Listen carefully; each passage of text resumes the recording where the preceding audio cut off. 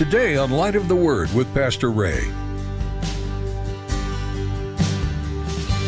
All of the pain of 22 years, even if it was only 22 months left, he can take that and make those 22 months greater than the whole summation of the life before. But there's a piece that we come and we say, I'm going to free them with forgiveness. I'm going to run to the reconciliation. If I was the offending party, I am just going to ask for mercy to come upon me. And then we come and go, here we are, back together.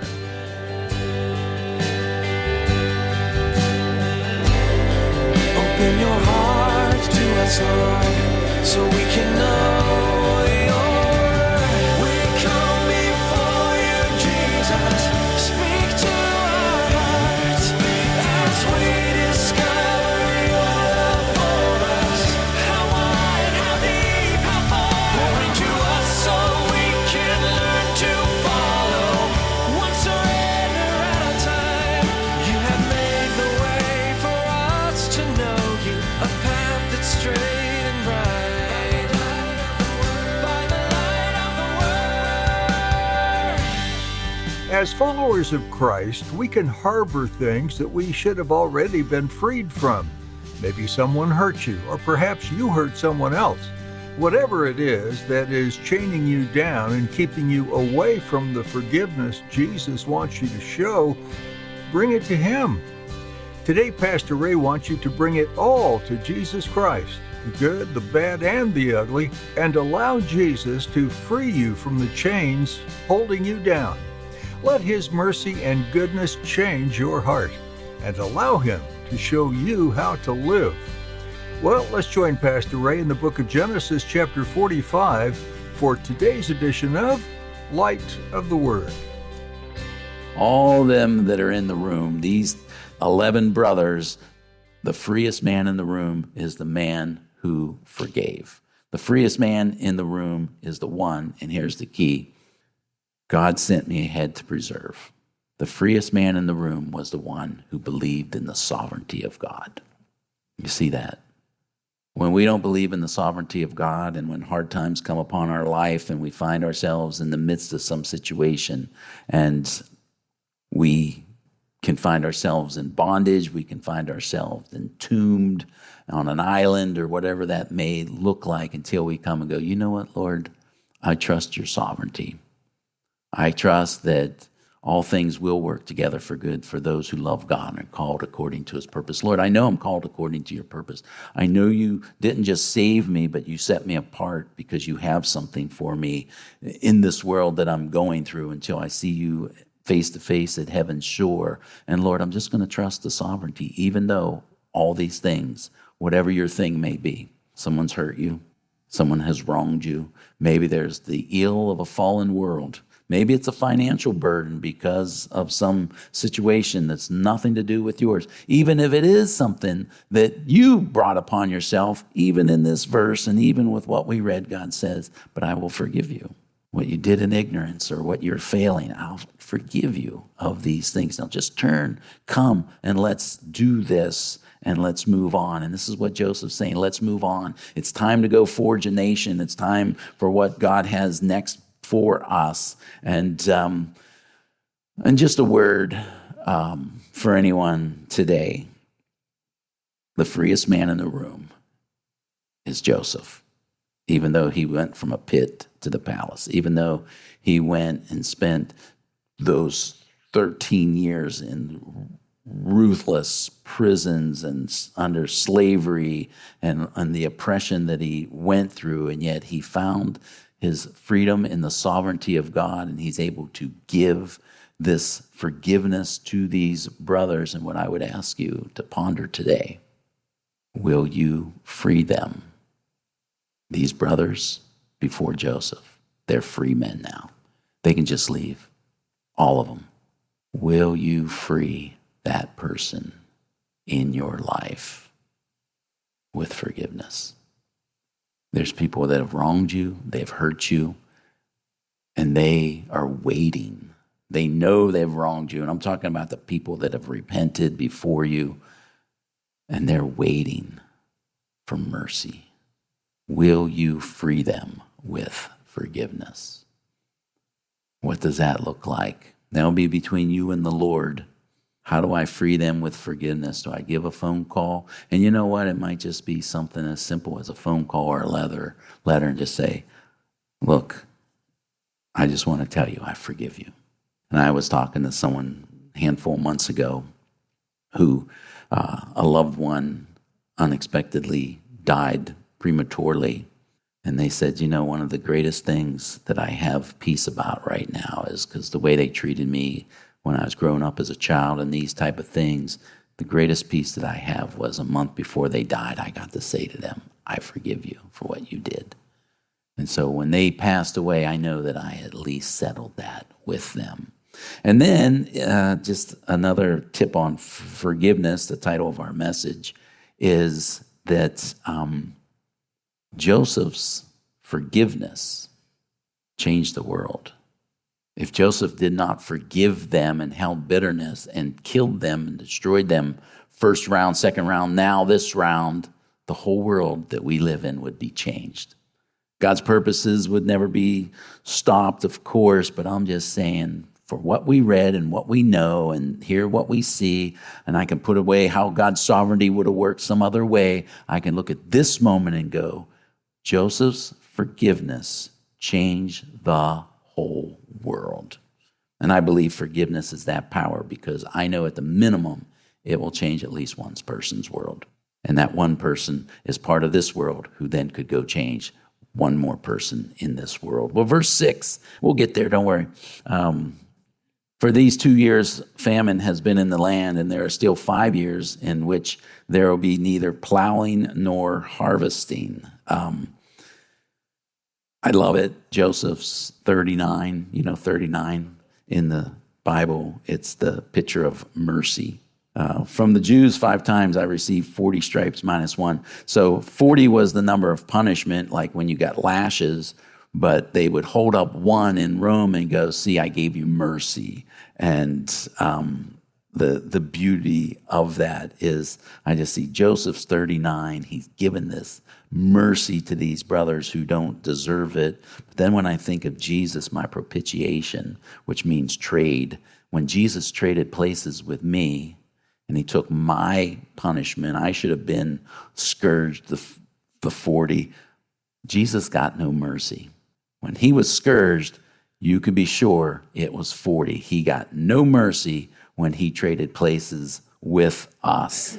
And so here we see Joseph, this beautiful picture of mercy. Verse 7 and 8, and God sent me before you to preserve a posterity for you in the earth and to save your lives by great deliverance. So now it was not you who sent me here, but God, and he's made me a father to Pharaoh and Lord of all his house and ruler throughout all the land of Egypt. Amazing, that Pharaoh, the number one in command, Joseph was such a ministry to him and ministered to him. It was like Joseph was the father to Pharaoh and he was the receiver. We know Psalm 105 for you note takers. Verse 17, that he sent a man before them, Joseph, who was sold in slavery. And so we see this, what we've been talking about is the sovereignty of God. Joseph understood the sovereignty. He understood, though maybe I didn't understand it at the moment, I understand it now, that all things work together for good for those who love God and are called according to his purposes. And I can accept that, and that's why the sovereignty of God lets me live like God in grace and mercy and peace, even when I don't understand what's going on. But I find this as interesting as can be, again, is that Joseph's going to live to be 110 years old. And we won't read a word of bitterness of him anywhere. Never a word of bitterness. All that we ever read is this great compassion. Well, verse 9 through 11, reads, hurry and go up to my father and say to him, thus says your son Joseph, God has made me Lord of all Egypt. Come down to me, do not tarry. You shall dwell in the land of Goshen, and you shall be near to me, you and your children, and your children's children, your flocks and your herds, and all that you have. There I will provide, verse 11, for you, lest you and your household and all that you have come to poverty there, for there is still 5 years of famine. Joseph knows what these boys don't know. Pharaoh knows it and believes it, that this is going to be 7 years of prosperity, of feasting, 7 years of famine. And here's Joseph. He's saying to these brothers, I have a word of knowledge. You don't know this, but there's still even 5 more years to go. And I just want to encourage you, church. You know, we read the spiritual gifts, Romans chapter 12, 1 Corinthians 13, 14. When you read these type of things, the gifts of the Spirit in Ephesians, we all, because we study this verse by verse, chapter by chapter, we take the Bible, we look at what's going on in the world, we have words of knowledge to the rest of the world. Because the majority of the world, and you know what? Even the churches don't know this word of knowledge. They think everything just continues on as is. One day you die and you stand in the presence of God.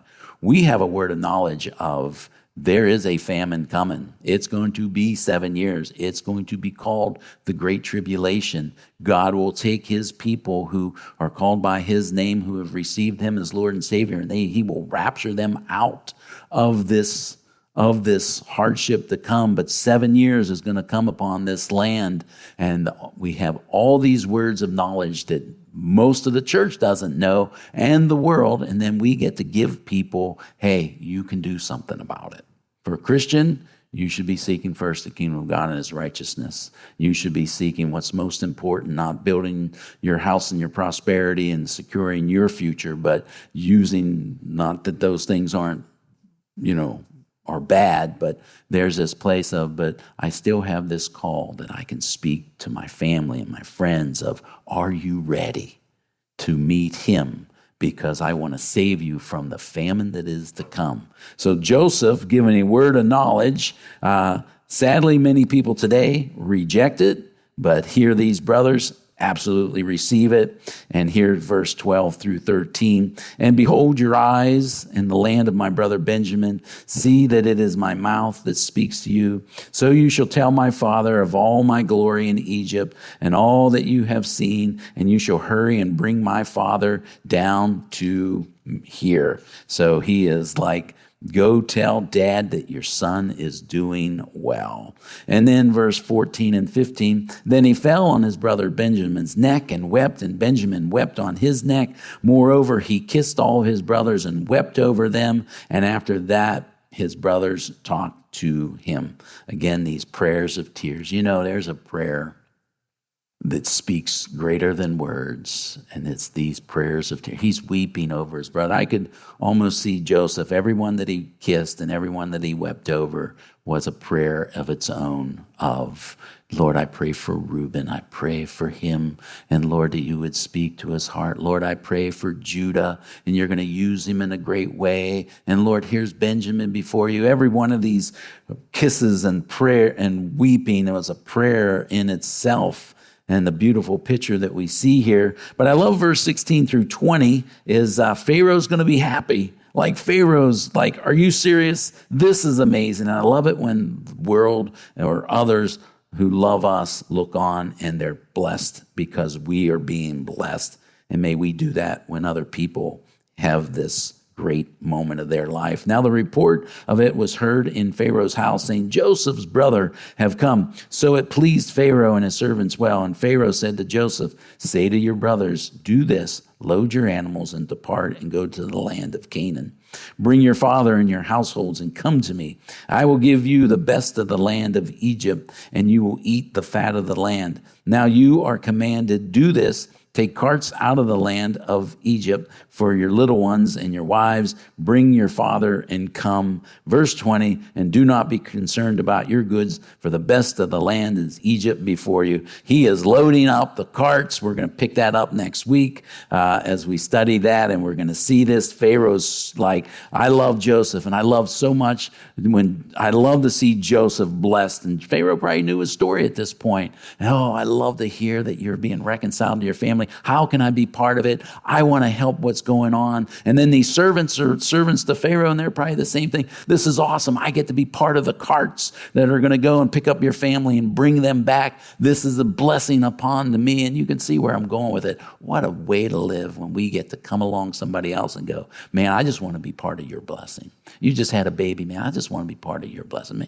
Man, you just got this great praise report that your kid came back from being wayward. I just want to be part of it. Wow, you worked hard, and here you are with your job situation. Man, this is such great news, and just the beauty of these things. And I don't think the servants were upset that they got tasked with getting the carts. They're probably like, this is awesome. I just want to be part of something in any way. And I'll say that when it comes to missions again, by the way. What am I going to do? Just show up. Just steer one of the carts. I don't know what I'm going to do, but I'm going to be there. And I know when we went to Nepal the last time, Renee and a couple gals were going to teach a women's conference. And I was like, man, I'll just be happy to carry the suitcases. And I would if I can carry your suitcases to bless you while you get to teach. And you know what? God then decided, well, you know what, Ray? I'm going to send you back, and now you're going to do this and you're going to do that. And so just the beauty that we see. But now verse 21 and 22, then the sons of Israel did so, and Joseph gave them carts according to the command of Pharaoh, and he gave them provisions for the journey. He gave to all of them, to each man, changes of garments, but to Benjamin he gave 300 pieces of silver and 5 changes of garments. Verse 21 still shows us something in that he's second in command, but he's still under the command of Pharaoh. He didn't get to make his own choices of what he wanted to do. It was still under Pharaoh, which is an interesting thought upon that. But he gave each man a change of garment, but Benjamin, he gave 5 changes plus 300 pieces of silver. And you know what? The boys don't blink. And you know why? Forgiveness forgets fairness. When you're forgiven, you could care less what any of the world considers fair. You know what's fair? Everybody gets 5. You know what's fair? Everybody gets 300. But when you've been forgiven, you go, all I care is that I'm forgiven. I don't care what happens. I don't care the blessings and the prosperity or anything else that happens to anyone else. All that I care is that I'm forgiven. And when you're blessed, I ain't looking at fairness. I'm just looking at, praise the Lord, you're being blessed by the one who forgave you as well. In verse 23 and 24, word for us, church, don't faint. We're almost home. Don't hold back. Verse 23 and 24, and he sent to his father these things, 10 donkeys loaded with good things of Egypt, and 10 female donkeys loaded with grain, bread, and food for his father for the journey. Verse 24, so he sent his brothers away, and they departed, and he said to them, see that you do not become troubled. Maybe your translation says faint along the way. And Joseph is simply saying, you're almost there. Look, don't leave here and start bickering over, I can't believe we did this. Just leave here in the joy of your forgiveness. But also, I just love the word of don't faint. Church, we're almost home. And I just want to encourage you, we're not home. And let us not get entangled by the cares of the world, get entangled by the things that distract. It's okay to have hobbies and enjoy this and these type of things. You know, I'm not saying that, but we're almost home. This is not the time to look back. It's the time to keep our eyes on the cross, keep pressing through, because we still got other people that we need to go and get and bring back with us. And that's what's happening. Go get the family and bring them down, because there's 5 more years to go. Verse 25, Then they went up to Egypt and came to the land of Canaan to Jacob, their father. That's 3 weeks, so lots of time to argue and bicker. And he's saying, don't do it. Just go get the family and get back here. Verse 26 through 28. And they told him, saying, Joseph is still alive. Think of that after 22 years. And this stages us for next week's message. And he is governor over all the land of Egypt. And Jacob's heart stood still because he did not believe him. That word, heart stood still, I couldn't get to the bottom of it, to be honest with you. It means what it means. I don't think it's poetic. Did his heart literally stop? Did he have a stroke, a heart attack? Whatever it is, his heart stood still because he didn't believe it. And I could see after 22 years. But when they told him all these words which Joseph had said to them, and when he saw the cart. So all this that Joseph's given, we would logically go, you just need enough food to get up, to feed the people along the way, to feed your animal, then get your herd and bring it back.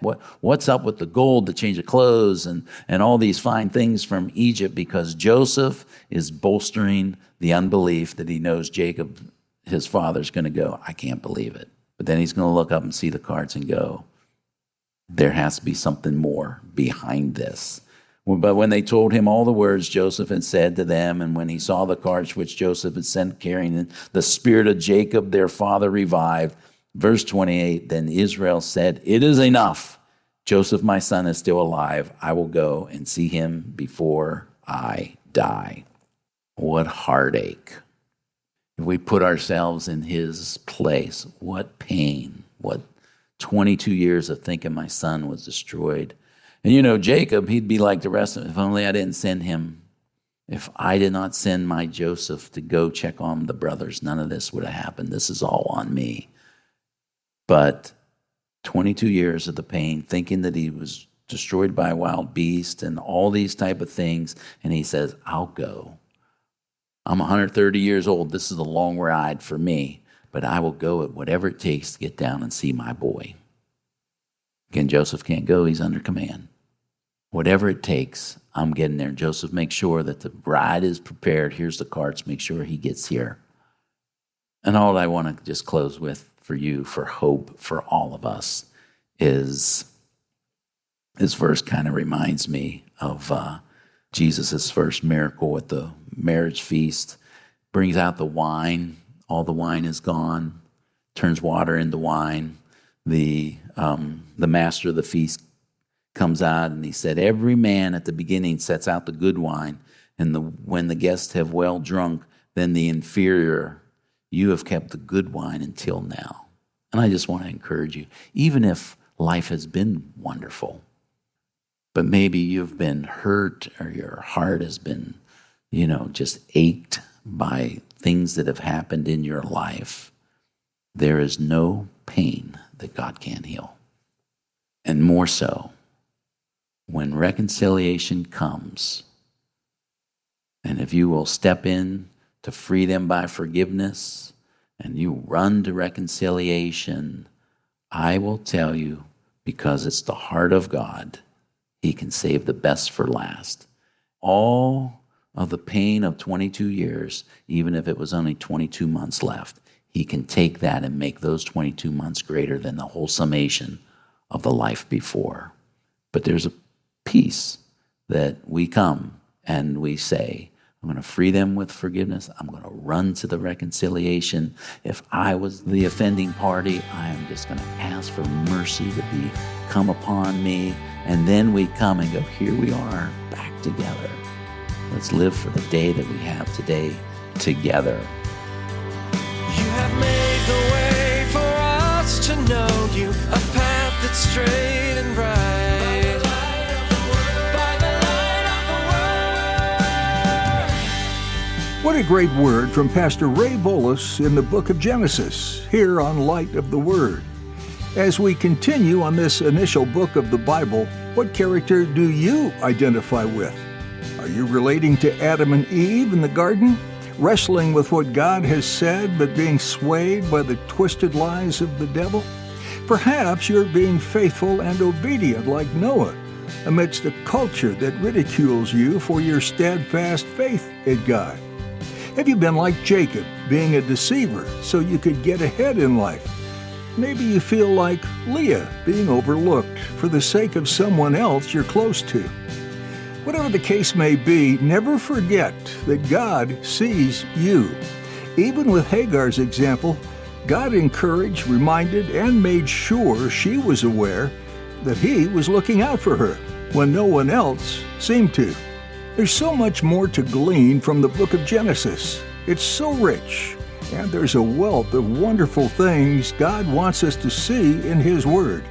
If you're just loving this series, we invite you to check out more teachings at lightoftheword.info.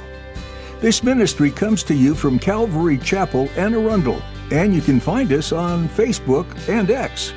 You can also download our mobile app to access these teachings and more. We thank you for listening to Light of the Word, illuminating the heart of God.